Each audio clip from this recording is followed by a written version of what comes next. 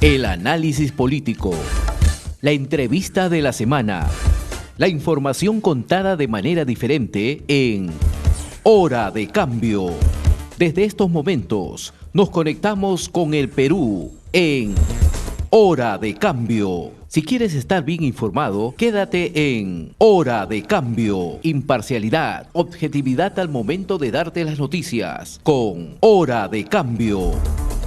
Bienvenidos.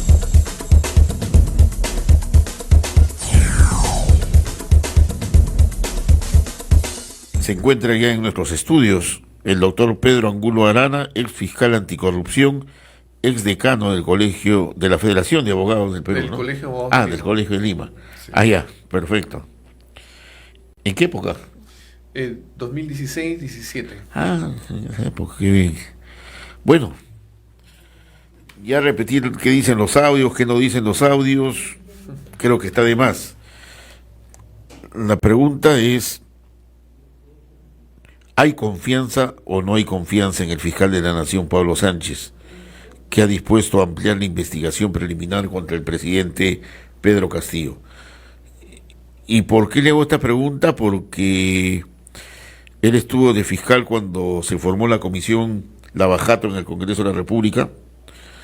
En esa comisión del Congreso específicamente se iba a investigar, analizar, y hubo una traba contundente, y es que no se conocía en qué circunstancias se suscribió un convenio con Odebrecht que no dio a conocer ni a la propia comisión.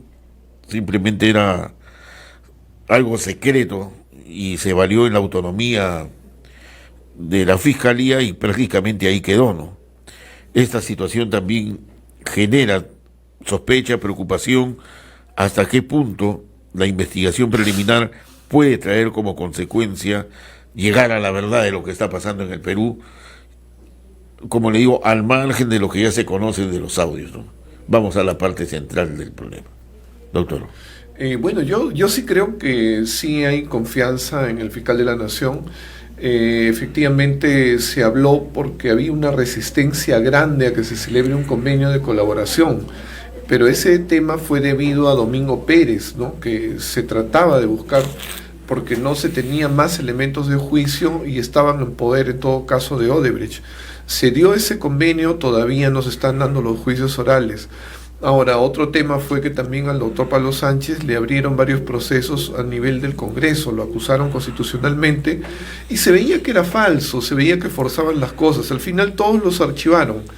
Ahora, cuando él ingresa nuevamente a ocupar la Fiscalía de la Nación, cambia lo que había sido el criterio de la doctora Zoraida Ábalos, ¿no? De dejar en stand-by las investigaciones contra el presidente, y ahora lo incluye en una investigación que ya estaba avanzando y en la cual se supone que hay una organización criminal y de pronto pues el presidente es denominado como el líder de esta por los colaboradores que en estos momentos están hablando.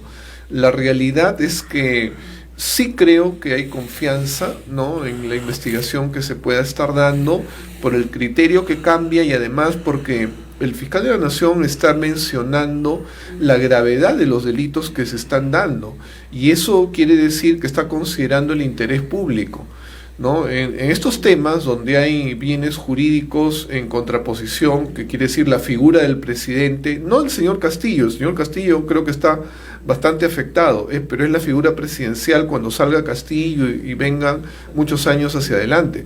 Y por otro lado está el interés público. Y evidentemente aquí se tiene que sopesar, y es lo que ha hecho el doctor Pablo Sánchez, disponiendo que se incluya al presidente en esa investigación. Ahora,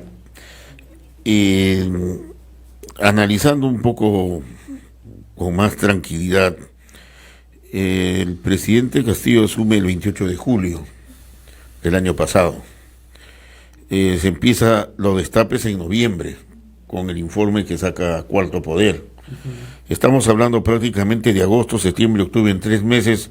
¿Usted cree que en 3 meses va a tener la capacidad, conociendo ahora ya la experiencia de cómo gobierna, de poder montar todo un aparato o una infraestructura de corrupción, digamos así, y que se ve reflejado en las denuncias que ahora se están dando a conocer, o es que previamente le allanaron el camino para que encaje dentro de esa corrupción? Buena pregunta, excelente pregunta. En realidad, lo que se ve es como que debe haber habido una intención, que lamentablemente no sería novedad, de enriquecimiento, de aprovechamiento del poder, pero si nosotros escuchamos las grabaciones del señor Pacheco conversando con el señor Villaverde, prácticamente diríamos que habían personas interesadas por haber colaborado con la llegada al gobierno del señor Castillo en aprovecharse de esas circunstancias. Es decir,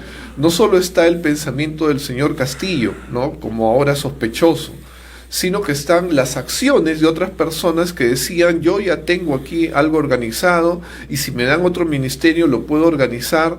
O sea, hay gente que ya tenía capacidad y estaban pensando qué es lo que iban a hacer si es que les daban determinado ministerio. Ahora, con los antecedentes del señor Cerrón, la pregunta sería: ¿cuáles eran los ministerios que quería el señor Cerrón, es gobernador de Junín, y qué era lo que él planteaba hacer con la experiencia que sabemos que tenía ya en el gobierno de Junín y en las alcaldías? O sea, estamos hablando de personas que ya estaban involucradas en hechos. En el caso del señor Cerrón tiene una condena, y evidentemente sí, pues estamos hablando solamente de dos. ¿Cuántas personas más habrán? La señora Carolín López también parece que estaba en esas circunstancias y tenía experiencia con anteriores gobiernos. La realidad es que se deben haber juntado muchas personas y solamente se sabe de algunas por algún motivo X.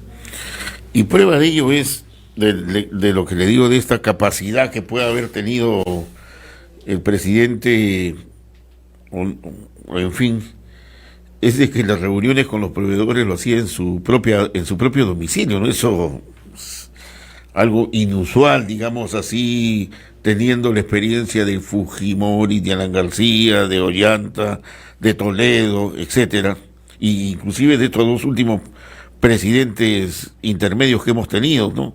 Entonces, ¿qué pasó ahí, no? Porque usted ha sido fiscal anticorrupción, habrá visto muchos casos. Claro, lo que sucede es cuando asume una persona que tiene un cargo relevante, importante, uno se entera de los antecedentes, y generalmente en estos últimos tiempos, con los nuevos medios que existen, la forma de grabar a una persona a través de un lapicero, un botón, entonces generalmente a los que ocupan un cargo les dicen: de repente todo el despacho ya han puesto ahí micrófonos, entonces aquí nos van a saber qué es lo que estamos hablando. Tenemos que buscar un sitio donde nadie nos escuche, donde haya personas de confianza que no nos van a estar grabando.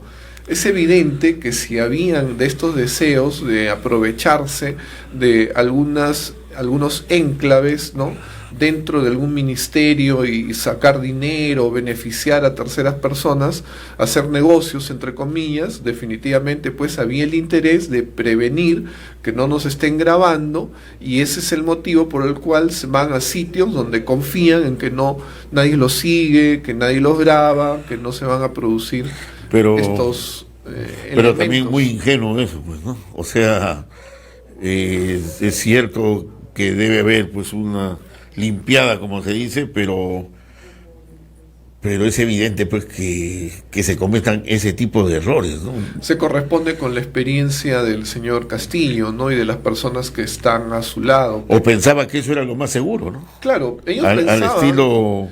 Es evidente al estilo provinciano, que uno piensa que tu colchón y tu casa es lo más seguro, ¿no? Pensaban que era lo más seguro, y lo hubiera sido, pero tenían que también considerar otras cosas, ¿no? Que la televisión no estuviera investigando, que los periodistas no investiguen, que no se sospeche. Y más cuando empiezan a entrar al choque con la televisión, con los medios de comunicación en general, y era lógicamente la respuesta investigar todo lo que se puede investigar, ¿no? Era absolutamente lógico, sin ni siquiera pensar en que iban a buscar investigar algo sospechoso, que los periodistas tenían que hacer seguimiento, porque no tenían ninguna opción de conseguir información más que siguiendo al presidente y sabiendo dónde va y dónde se reúne. Era evidente que lo iban a tener que seguir. Hay un tema que tiene que ver con el desgobierno, digamos, que vivimos, los actos de corrupción, porque si nos remontamos del año 90 con el fujimorismo, o por no ir más atrás, digamos, desde que volvió la democracia en el 80, que también hubieron actos de corrupción. En la época de Belaúnde tampoco, que no se diga pues que no hubo actos de corrupción, Pachité y Mantaro y otros temas más, ¿no? Pero la pregunta que le quiero formular es una pregunta más que nada política. Hoy día, no sé si ha visto la caricatura de Carlín, pero es muy elocuente. Dice, ahí aparece Carlos Marx y Lenin y le dicen a Cerrón, pues, basta de estar utilizando, pues, ¿no? Claro. Dices, ¿no? Basta de estar traficando con nosotros, par de farsantes. Y ese es Cerrón, y es el otro, el que fue presidente del Consejo de Ministros, creo. O el otro parece... Bueno, no, él es... Y ahí es donde viene la pregunta, ¿no? Ayer había elecciones en Colombia, la izquierda casi ganó la primera vuelta, viene la segunda, se va a ver el tema de correlaciones de fuerzas. El segundo también no es de izquierda, tampoco es de derecha, populista, se mantiene al centro. Y la verdad es de que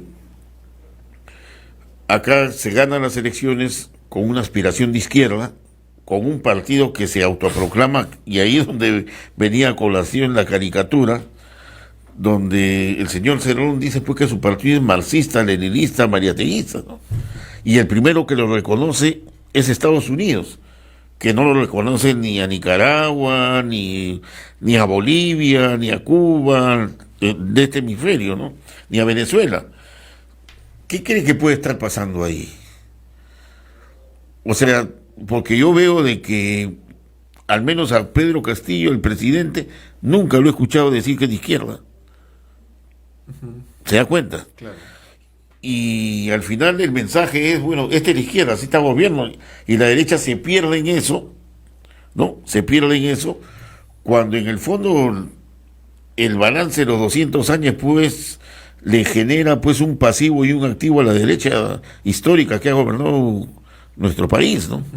Yo le hago esta pregunta porque no se puede, o sea, no se puede gobernar como se está gobernando, ¿no? O sea, no se puede engañar a la gente. Acabo de venir y en el Ministerio de la Mujer, acá en San Borja, a la espalda del Ministerio del Interior, están las madres de los comedores reclamando sus paquetes, van y le ofrecen, le dicen que sí, y al final no lo llevan, ¿no? O sea, eso ya no es izquierda, no es nada, ni derecha, no es simplemente ya no ser humanos, ¿no? Un poco... Claro. Bueno, en principio los norteamericanos, ellos suelen tener más información que la que tenemos nosotros mismos de nuestros posibles líderes. Les hacen seguimiento, eso yo lo sé, y creo que todos lo sabemos, los periodistas lo deben de saber. La realidad es que no debe de ser ajeno a ellos los orígenes del señor Castillo y sus relaciones y sus vínculos, y que él aparece llegando al partido de gobierno, ¿no? A Perú Libre, pero impostado. Él no era de la línea, fracasó al tratar de organizar un partido que probablemente ellos deben de conocer los motivos por los cuales fracasó. Y entonces se sabía que eso era una línea que aquí en la izquierda generalmente se pelean los líderes entre ellos, y si acá reunimos dos grupos, definitivamente eso no va a ser un buen gobierno. Uno puede ya apostar. Y en el poder se ven las diferencias, ¿no? Se ven las aspiraciones, se ven los egoísmos, y evidentemente estalló el tema, ¿no? Yo creo que no era difícil preverlo, porque sí, el líder, el fundador del Partido Perú Libre tiene una ideología, Castillo no. Él tiene más bien un origen sindical. El sindicalista es muy diferente del teórico político. Así es. Y entonces del intelectual, digamos. Así es, eso sí va a romper.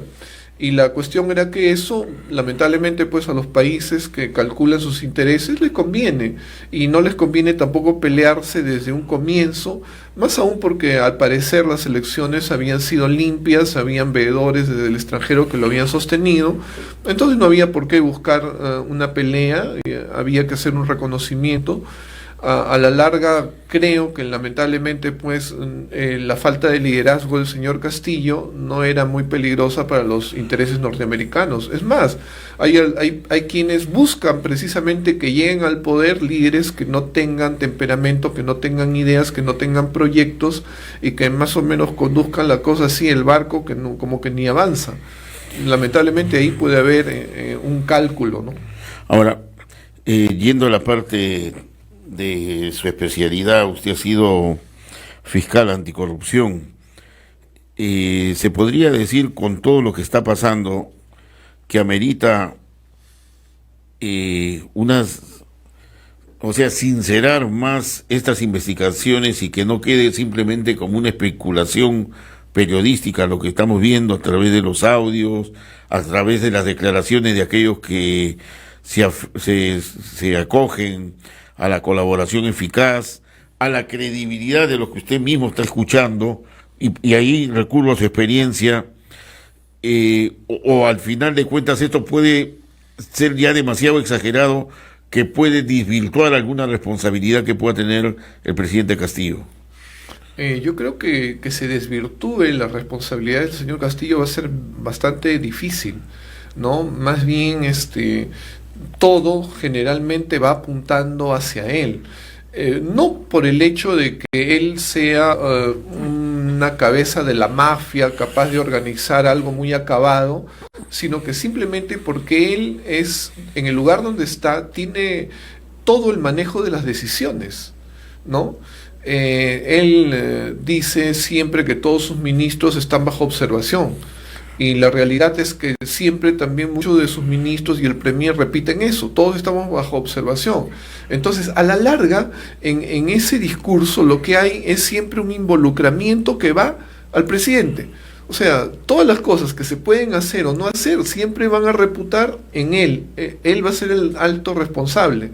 Entonces, bajo esa línea, no es muy lejano entender que si hay una organización y están preparados para enriquecerse a través del poder, la cabeza es el presidente. Eso es lógico. Ahora, ¿cuál es la situación del señor Vladimir Cerrón desde el punto de vista legal? Él no es vicepresidente de la República. Vladimir Cerrón no es vicepresidente de la República porque tiene ahí un impedimento de primera línea, ¿no? El hecho de que tiene una condena penal lo inhabilita totalmente para él participar. Él lo que juega es a materialmente hacer lo que negó el señor Castillo, ¿no? Él no va a ser ni el portero, pero él definitivamente pone ahí líneas, hace exigencias, presiona al presidente, y el presidente, ha dicho creo la historiadora Carmen McEvoy, él lo que está haciendo es tratando de sobrevivir. El presidente no está gobernando. Todas las cosas que está haciendo es para tratar de durar en el poder. Pero el problema es que no está haciendo nada. Ese es el problema. O sea, por ejemplo, los viajes que hace, ahorita está en Loreto y lo están rechazando. Él no soluciona problemas. Él lo único que hace es escucha. La gente se siente defraudada, se generan expectativas, no soluciona nada, pero con eso él lo que aspira es a lograr apoyo popular, o que por lo menos alguien piense que él tiene apoyo, y creo que se refleja en las encuestas, porque en las encuestas su bajada, claro, su caída es lenta.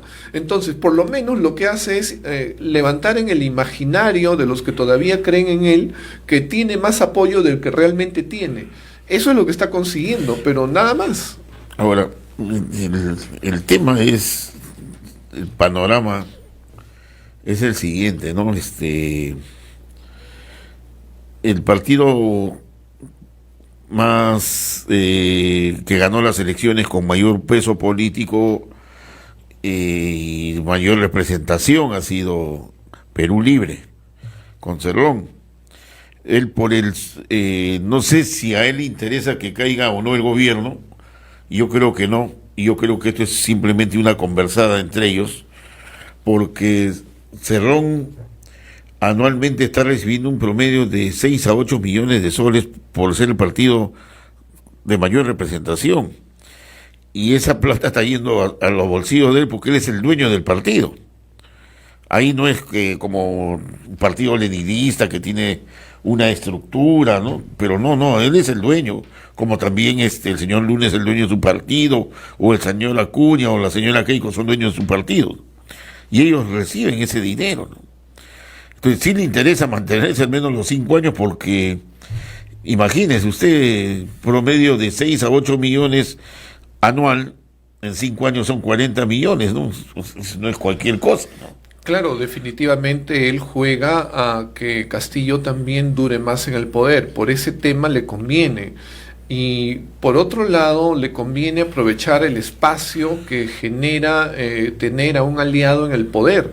Por eso es que él disputa ministerios, porque él aspira a crecer políticamente, a hacer favores, a generar adeptos y aprovechar todo lo que se pueda, no sé si económicamente, pero sí para también generar la experiencia de la gente que no tenía experiencia a su lado de él, aunque desgraciadamente pague el Estado y todos los peruanos.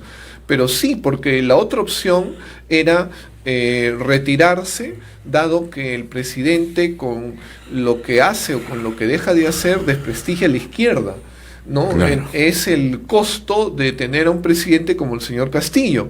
Pero ¿qué es lo que hace el señor Cerrón, el señor Bermejo para esto? Ellos manifestarse como esa izquierda que tiene base ideológica. Y por eso es que sale con el discurso de Lenin, de los clásicos, ¿no? Pero ahí está la respuesta. Esta es la respuesta. Porque claro. son farsantes porque eso no es izquierda. No, y además... No es ideológico, no es nada. No, es un discurso para ganar adeptos. O sea, es el aprovechamiento que se está hace por el señor Castillo por su lado y el señor Bermejo, el señor Cerrón. Lo de la por el línea dura, suyo. digamos así. Claro, tomando línea. distancia y diciendo esto no es, esto es lo otro. Pero ahí van. Hay una preocupación. A ver, el Congreso ha elegido hace poco a lo del Tribunal Constitucional. Y ahí se han dado la mano. Se han abrazado entre el fujimorismo y Perú Libre. Prácticamente ellos son los que controlan como correlación de fuerzas el Tribunal Constitucional. El caso de las investigaciones que se le sigue a Vladimir Cerrón en Junín, como también el caso de lavado de activos que se le sigue y otros temas más que se le sigue a Keiko, ¿van a ir a parar al final de cuentas al Tribunal Constitucional? Es muy posible que algunos de los casos emblemáticos lleguen al Tribunal Constitucional. Por ejemplo, el mismo tema que la defensa del señor Castillo discute, que al presidente no se le puede procesar, y no dicen que la Constitución lo que se refiere es a la palabra acusar, que es otra cosa. Entonces, ese es un tema que de pronto con una acción de amparo puede llegar al Tribunal Constitucional, si es que no hacen un habeas corpus por decir que está involucrada en la libertad. Son cosas que van a poder hacer. Definitivamente yo lo que creo es que el grupo, ¿no?, de Perú Libre, luego de los golpes que han recibido, han entendido que por lo menos en algunas cosas tienen que entenderse, porque digamos, no haberlo entendido desde un comienzo les costó perder a tener a alguien en la mesa directiva del Congreso. Yo supongo que cuando se dé, si es que todavía estamos en este conjunto de elegidos en las últimas elecciones, la discusión para la nueva mesa directiva, probablemente Perú Libre va a tener aunque sea un integrante, aunque no la presida, porque aquí lo que perdieron fue el ofrecimiento de Acción Popular para formar parte de la directiva, aunque presidida por Acción Popular. Por orgullo, por soberbia, dijeron no y perdieron todo, y ahora se dan cuenta lo que es no tener a nadie en la mesa directiva. Entonces, aquí, para el tema del Tribunal Constitucional, efectivamente tuvieron que conversar, tuvieron que morderse la lengua, y bueno, por lo menos algo tienen. Y beneficiosos. Sí, pero no quiere decir que necesariamente, dado la composición de los miembros del Tribunal Constitucional, les beneficie, porque pueden haber decisiones que sean 5 contra 2 y ya es una decisión y no les va a beneficiar, solamente van a tener una 2. Consulta, ¿las resoluciones del Tribunal Constitucional son inapelables? Sí, por lo menos ante la legislación nacional, en cuanto a interpretación de la Constitución, son inapelables. ¿Y qué sucedería si el Tribunal Constitucional ha sacado una resolución que no tiene sustentación legal? Siempre va a tener que tener, pero digamos, para responder a la pregunta, ¿qué es lo que podrían forzar? Que se está dejando de reconocer un derecho fundamental. Y si hay un desconocimiento de un derecho fundamental, de un derecho humano, a cualquier nivel, entonces esta defensa podrá recurrir a Costa Rica, ¿no? Porque estamos hablando de un derecho humano. ¿Cuál puede ser? Un debido proceso, por ejemplo, ¿no? Me están violando el debido proceso, el Tribunal Constitucional se equivocó, ha hecho una interpretación forzada. O sea, allá afuera lo pueden cambiar. Entonces podrían ir a Costa Rica. Claro, temas... Yo le hacía esa pregunta porque el doctor González, Cúnter González, ha hecho una investigación que antes la última semana, antes que ya renuncia, se vayan a sus casas,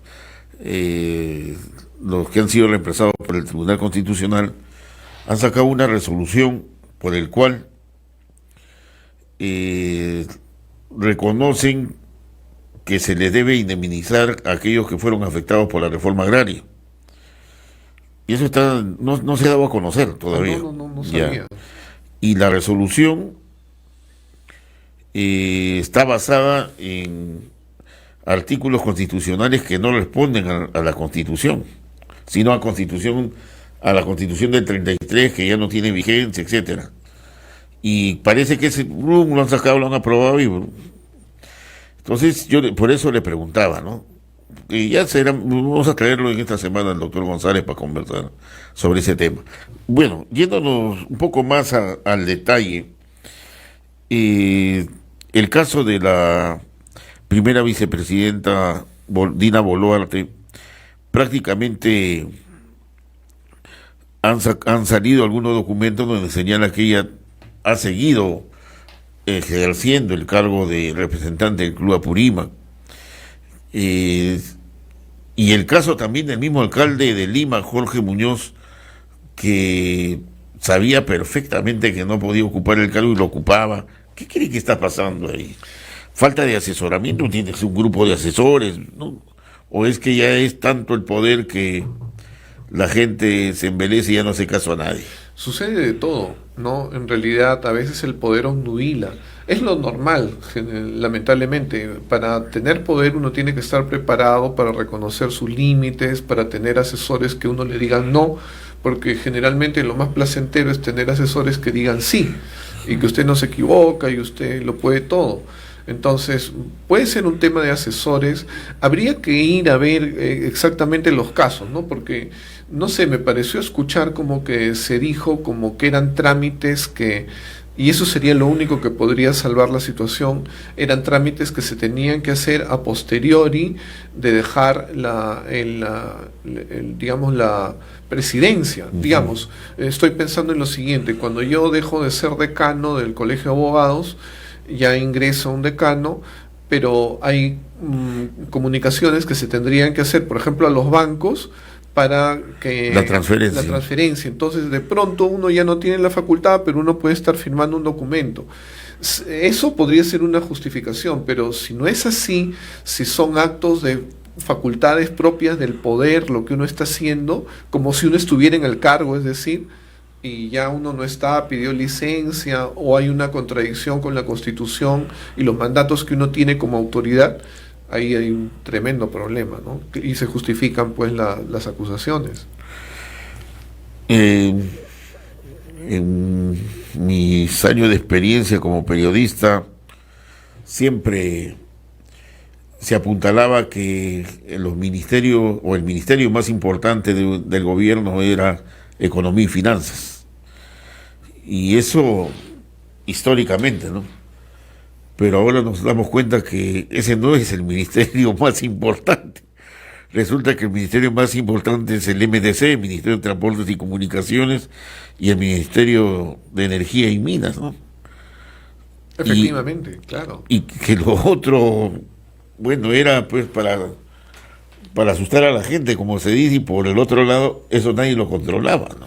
Claro, el Ministerio de Economía y Finanzas es, digamos, lo más parecido que pudiéramos pensar al BCR, donde es un tema bastante técnico y, digamos, donde además, por el tema del presupuesto aprobado el año anterior, ya todas las cosas están delimitadas, entonces es difícil lo que se puede hacer y si no se incurre en ilícitos, ¿no? Entonces, en cambio, el Ministerio de Transportes pues no tiene ese problema y hay muchos temas. Ya está el presupuesto. Está el presupuesto y además se tienen que hacer muchas contrataciones, ¿no? Que puentes, que carreteras. Entonces a todos les brillan los ojos tratando de llegar allí. Es lo que ha sucedido y lo que estamos escuchando en los audios, ¿no? Ahora, este tema de la corrupción acá en el Perú, notorio en los últimos 40 años, digamos así, también se ve reflejado en otros países de Latinoamérica. O sea, es un mal que existe como parte del sistema. Definitivamente no es algo que se ha heredado, ¿no? De los malos momentos de la colonia española, ¿no? No digo que todos los españoles lo sean, pero desgraciadamente aquí los que llegaron a conquistar eran los que no tenían nombre, los que no tenían apellido y los que se hacían en función de lo que podían quitarle a los originarios. Más tarde es que ante el desorden, porque se empezaban a pelear los encomenderos, es que se viene a poner orden y empiezan a llegar los que ya tenían alguna formación, pero nunca dejó de haber los que compraban los títulos, los cargos, ¿no? Los cargos se compraban, entonces prácticamente era una forma de invertir para luego sacar. Se sabe que ha habido una gran corrupción en la época de los reyes, posteriormente eso lo ha heredado la República y desgraciadamente todavía seguimos. Y lo triste es que no hemos tenido líderes que por lo menos busquen controlar eso, disminuirlo, ¿no? Generalmente los que han llegado han venido con la consigna al poder de aprovecharse simplemente de las circunstancias, de hacer lo mismo que los otros. A ver, doctor, la verdad es de que se pensó de que luego de que culminó el gobierno fujimontesinista, donde fue, digamos así, la máxima expresión de corrupción acá en el Perú, de violación de derechos humanos, etcétera, que se pretendió justificar con el terrorismo despiadado que pasó acá en el Perú. Sin embargo, después, digamos así, entre comillas, se retomó la democracia y se pensó pues que la elección se había prendido, pero esto no ha sido así. Mire, estos últimos 3 gobiernos que tenemos están, de una u otra manera, ahora se está sabiendo que están involucrados en un problema del mal manejo que ha habido con el COVID. O sea, ¿de qué cosa estamos hablando? El próximo proceso electoral, pues, mejor elijamos a un delincuente que se conoce que es delincuente, que de repente lo hace mejor, ¿no? Lo que pasa es que aquí los momentos de conciencia de la necesidad de la lucha contra la corrupción se han desperdiciado, porque es necesario tener un contexto donde la ciudadanía exige la lucha contra la corrupción. Y cuando pasa ese contexto, ya los controles, la vigilancia ciudadana, periodística, disminuye, se relaja, y de pronto ya otra vez empieza el que se trata de aprovechar porque está en el poder. Lo que hay que aprovechar son esas viadas. En la historia siempre ha sucedido así. Acá se han desperdiciado y no hemos tenido los líderes que realmente tengan un compromiso de lucha contra la corrupción. La lucha contra la corrupción se ha manejado solamente como bandera para llegar al poder. Y una vez en el poder se olvidaron. Yo recuerdo que lo percibí esto porque en la época de la caída del señor Fujimori yo estaba en la fiscalía. Y entonces vino primero el gobierno del señor Paniagua, que fue una bisagra, y enseguida ya el señor Toledo. Y con el señor Toledo hubo un fortalecimiento de los organismos de lucha contra la corrupción, ¿no? Se dieron facilidades, se dieron nuevas normas, se dio el código procesal y además se dio presupuesto, inclusive hasta mejoraron los sueldos de los jueces y fiscales. Eso contribuyó mucho a la lucha que se dio, pero vino el gobierno del señor Alan García y definitivamente todo fue cayendo. Yo me enteraba por amigos que estaban en la Procuraduría, vale decir en el Ministerio de Justicia, trabajando, y decían que los presupuestos bajaban, que los sueldos bajaban, los hostilizaban. ya no quería que se haga una lucha contra la corrupción. Y eso va un poco con las ideologías que dicen, nosotros no venimos por la venganza, nosotros nos interesa gobernar, entonces cuenta, borrón y cuenta nueva, pacto, yo no me voy a pelear, cada uno haga lo que pueda. Entonces, desgraciadamente, ya fue decayendo hasta que desapareció el ímpetu de la lucha contra la corrupción. Se mantuvo en función de algunas personas, algunos fiscales, algunos jueces y también alguna vigilancia periodística. Pero nuevamente otra vez llegamos a que todo el tema se olvidó.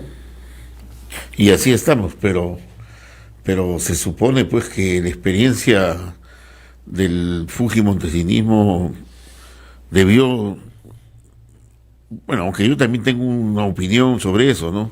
La caída del fujimontesinismo al final fue negociada también, porque la marcha de los 4 suyos tenía como objetivo no protestar, porque la protesta venía, sino impedir que Fujimori juramente. Y ahí el señor Toledo, el señor que está ahora en Gorriti y otros que encabezaron la marcha de los 4 suyos dijeron, no, llegamos solamente hasta Paseo de la República y ya no vamos al Congreso, porque la cosa era, de esas 60.000, 70.000 personas, llegaban al Congreso y ahí impedían que juramente Fujimori no era presidente, ¿no? Claro, es que la historia tiene esos vaivenes porque no es tiene esas traiciones. No es un tema que haya ocurrido solamente en el Perú. Lo que se dice es que el mismo Vladimiro Montesinos fue quien levantó la candidatura de Toledo, no para disminuir la de otros y para motivar que al final gane Fujimori, pero al señor Toledo se le prendió la idea de llegar al poder y en ese momento ya empieza a lucharla, pero no quería decir que en algún momento no negocie, ¿no? Ya sabemos pues quién es Toledo. Y ahí está pues el tema de que hasta ¿cuándo va a seguir soportando el pueblo todo esto, no? Yo creo que estamos llegando a un punto de quiebre, ¿no? El señor Castillo, en la medida en que todavía dura, también está generando un respaldo para lo que va a poder venir después de él, porque digo que cae lento en la encuesta, pero cae, y la gente se está formando conciencia de que en este gobierno, que siempre pensamos que no puede haber un gobierno peor, como no puede haber un Congreso peor, se han reunido cosas que antes no se vieron. Digamos, el APRA ya había tenido una experiencia de gobierno, pero siempre el primero y el segundo gobierno fue de copamiento, ¿no? Llegaban apristas. Aquí... Y era normal, ¿no? Claro, y aquí se está repitiendo eso, pero con agregados, de que llegan personas que desconocen los temas, que no les importa votar a los que son de carrera, a los especialistas, se afincan ahí y además por cuotas de poder. Entonces, después, en el gobierno del señor Humala, resulta que el señor presidente no era quien gobernaba. Ahora también sumamos que el señor Castillo no es quien totalmente gobierna, porque también está el señor Cerrón y están los niños y los pactos que se consiguen, favores que se hacen, acuerdos en el Congreso. Entonces, ¿qué es lo que tenemos? Y también el contexto, ¿no? Que por ejemplo Belaúnde tuvo el contexto en su segundo gobierno del fenómeno del niño, que nos dejó muy mal. Aquí tenemos el contexto de la pandemia, tenemos el contexto de una hambruna que se viene. Y la delincuencia. Y la delincuencia que aumenta. Es decir, en esta época se están juntando los males que tuvimos en la época de Alan García, en la época de Toledo, en la época de Kuczynski, en la época de Humala, en la época... Desgraciadamente eso ante la ciudadanía no puede pasar como que no está sucediendo nada. Ahora recordemos también que Toledo propiamente no gobernaba, porque estaba más metido en el problema que si reconocía o no reconocía la IC, etcétera, pero al menos dejó que se gobierne. Eso, de Toledo lo que se reconoce es que colocó a personas que conocían más o menos los temas, pero cada uno hizo prácticamente su isla, ¿no? Su gobierno propio. Por eso digo, ¿no? Más o menos que también fue lo que sucedió con Kuczynski. Y él se fue con una alta aceptación. O sea, muy tarde se dio cuenta que él era el presidente y que tenía que hacer, pues. Y lo pudo haber hecho si hubiera reaccionado más antes, ¿no? Probablemente, ¿no? Si hubiera estado mejor claro en las ideas de lo que el país esperaba de él. El país esperaba de él mucho. Lógico, ante la experiencia. Bueno, ahora no sabemos qué pasará. Finalmente, doctor, con esto concluimos. ¿Qué cree que pueda pasar en los próximos, no días le digo, pero en los próximos meses, o hasta antes del 28 de julio, ¿no? Yo creo, en principio, que en estos casos de comisión de delitos clandestinos y de alto nivel, lo que va a ser muy importante va a ser la aparición de nuevos colaboradores eficaces. Que aparezca uno crucial o que aparezcan dos va a representar igual que aparezca uno. Eso va a poder significar un elemento probatorio muy poderoso en contra del presidente, que va a tener reflejo no en el proceso penal ni en la investigación de la Fiscalía de la Nación, sino en el Congreso y también en la ciudadanía, y eso puede motivar la caída del presidente. Pero la consigna del pueblo en general es que se vayan todos. Y sí, definitivamente. La verdad es que el mismo Congreso no se refleja como opción. Ellos mismos están haciendo política anti-gobierno, porque ellos están en contra de la SUNEDU, están en contra del transporte, están haciendo cada cosa que realmente en la visión de la ciudadanía los pone más o menos como el presidente. Entonces, si ellos no hacen, si no mueven el timón hacia una posición de legitimidad, definitivamente lo más probable es que ellos sí, con un poco más de conciencia, ¿no? Porque hay un poco de políticos allí, van a reconocer, me voy. Yo no creo que dejen de haber los congresistas que van a dejar, acá dejo mi cinta y yo me retiro, y al final, por esa acción de los más conscientes, se van a tener que ir todos y fijar elecciones. Muy bien, muchas gracias al doctor Pedro Angulo Arana, ex fiscal anticorrupción y ex decano del Colegio de Abogados de Lima, que ha sido nuestro invitado. Gracias por la invitación. Bien. Hemos presentado Hora de Cambio. Nos volveremos a encontrar el próximo sábado, a esta misma hora y por la misma frecuencia. Nuestro equipo de producción ya está trabajando recopilando información para un nuevo encuentro en Hora de Cambio.